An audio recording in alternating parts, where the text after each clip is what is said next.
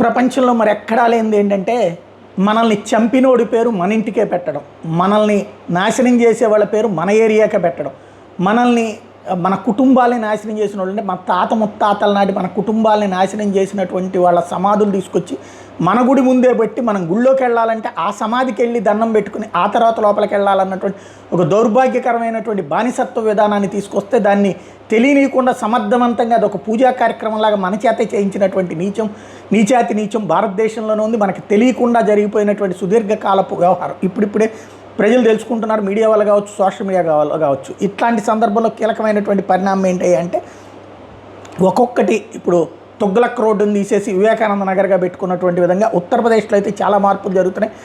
అందులో గజియాబాద్లో ఉన్నటువంటి తురబ్ బజార్ని సీతారాం బజార్ కింద పేర్లు మార్చారు.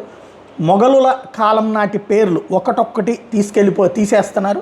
శుభ్రంగా మన ఆంధ్రప్రదేశ్లో బెజవాడలో ఏదైతే ఇప్పుడు ఉన్నటువంటి సిద్ధార్థ కాలేజీ ఈ ప్రాంతాన్ని మొఘల్ రాజపురం అంటారు. మొఘల్ రాజులు పరిపాలించినటువంటి కాలం అనేసి అక్కడ గుహలో అవి కూడా ఉన్నాయి. దాన్ని కూడా పేరు మార్చితే ఆంధ్రప్రదేశ్ ప్రభుత్వం కూడా బాగుంటుంది.